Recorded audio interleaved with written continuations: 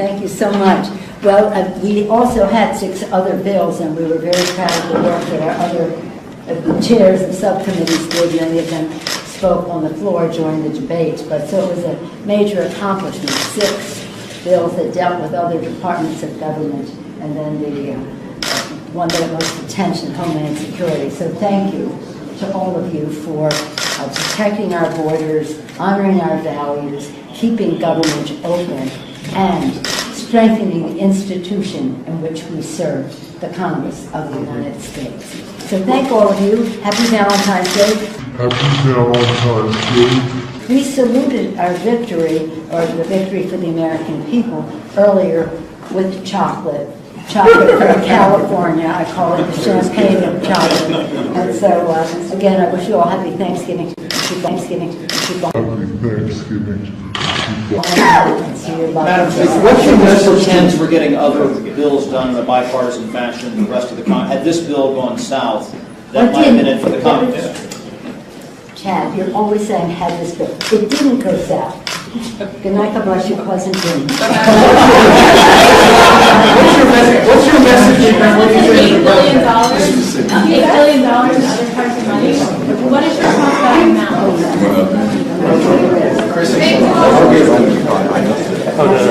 So this is a very important legislation. We have the 6 appropriations bills that were not agreed to and not as controversial, and then the Homeland Security bill, which produced the result that today we will keep government open, and that's very important for the American people, but we will also, as we do so, protect our borders and protect our values. Madam Speaker. Yes, ma'am. The President just said that he will declare a national emergency when he signs this bill. Do you still plan to file a legal challenge if and when he does that, and how quickly would you? Did I ever say I was filing a legal challenge? You said Democrats. I may. That's an option, and we'll review our options. But it's important to note that when the President declares this emergency, first of all, it's not an emergency. What's happening at the border. It's a humanitarian challenge to us. The President has tried to sell a bill of goods to American people. But putting that aside, just in terms of the President making an end run around Congress, here he said, let us respect what the committee will do, and then walks away from it.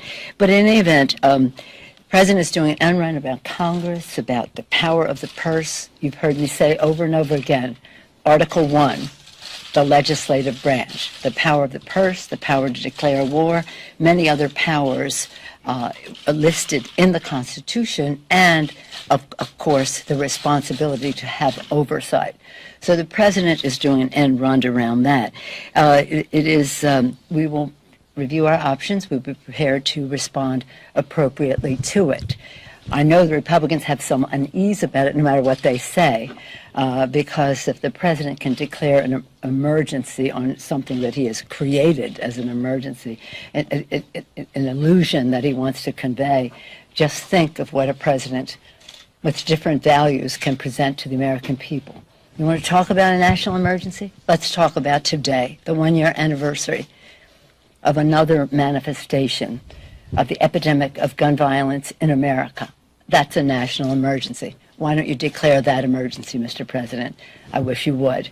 But a Democratic president can do that. Democratic president can declare emergencies as well. So the precedent that the President is setting here is something that should be met with great unease and dismay by the Republicans. And of course, we will respond accordingly when we review our options. First, we have to see what the President actually says. Madam Speaker. Yes. Yeah. To that end, there's been some discussion of a resolution in the House that might force Republicans to go on the record and vote against it. Would that be an option? I'm saying that we are reviewing our options. We have to see what the President will say.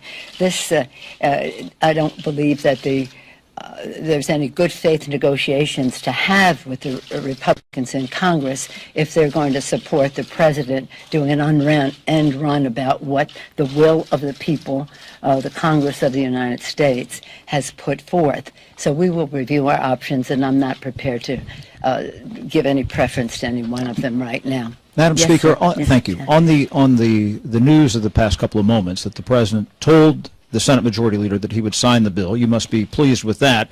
But on the national emergency, does that change the vote calculus at all? Obviously, if you have the president saying he's going to sign a piece of legislation, people would say, okay, I would vote for that, but also that caveat that could potentially peel votes away. Does that have any impact? Let's just have the vote, Chad.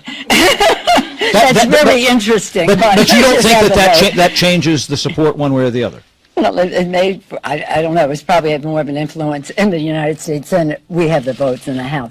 But it is interesting to see how the president has said to the Republican leadership in the Senate, Senator Shelby, a senior appropriator, the chairman of the Appropriations Committee there, respected leader in the United States Senate. I don't have confidence in what you did, even though the president failed to convince the American people and their representatives in Congress of his position. But let's just see what the votes are. Who knows what the calculus is on the other side? I don't. Doesn't affect your side of the aisle, though, to No. be clear. Madam Speaker, as far as the I'm sorry. gun control bill, or rather the Yes. background check bill is concerned, you just said that a national emergency should Yes. be declared. Well, it could be declared. If he wants to talk about emergencies, that's a national Is emergency. that something that you would like to see a president declare? No, I'm just saying a president could do that. If you want to go down that path, then let's look at what really is a national emergency. I'm not advocating for any president doing an end run around Congress. I'm just saying that the Republicans should have some dismay about the door that they are opening, the threshold they are crossing. Madam Secretary, in your opening comments, you spoke some about the freshman class. Yes. I was just wondering, there have been a number of viral moments that some of these new Democratic members, No, especially... that's the word, isn't it? Viral, viral, viral. That's your questions now, that viral moments of the freshmen. I wanted to ask you, what thought of their influence? Do these Dem freshmen have an outsized influence that you've never seen before? No. This is welcome to the Democratic Party. We are not a rubber stamp for anybody. We are not a monolith. We never have been. And who would want to lead a party that would be described that way? The members come, they bring their enthusiasms, their priorities. We welcome that, and they're not programmed. They are spontaneous, prepared, and I'm proud of them. Okay? Yes, sir. Again, you mentioned the anniversary of Parkland several times. Yes. And the legislation you bring to the floor. Yes. Enjoys broad support. Yes. Other legislation to that end, not quite as popular around the country, although it's more popular among the Democratic caucus than probably ever. Are you committed to bringing to the floor some further legislation to that end, such as the restoration of the ban on assault-style weapons? Well, the committee, the Judiciary Committee and the committees of jurisdiction will review any proposals that we have on any subject. And what they have prioritized, and we have, in addition to the committee, we have a task force headed up by Congressman Mike Thompson of California, has worked in a bipartisan way to protect the American people. What are the measures that save the most lives? And how do we get them into law? It's a proposal that turns into legislation, that it passes as law, that makes a difference in the lives of the American people. And it's up to the committee and the task force to make their proposals as we go forward. We do think that keeping guns out of the hands of people who shouldn't have them probably saves the most lives. Thank you all very much. Thank you. Oh, happy Valentine's Day.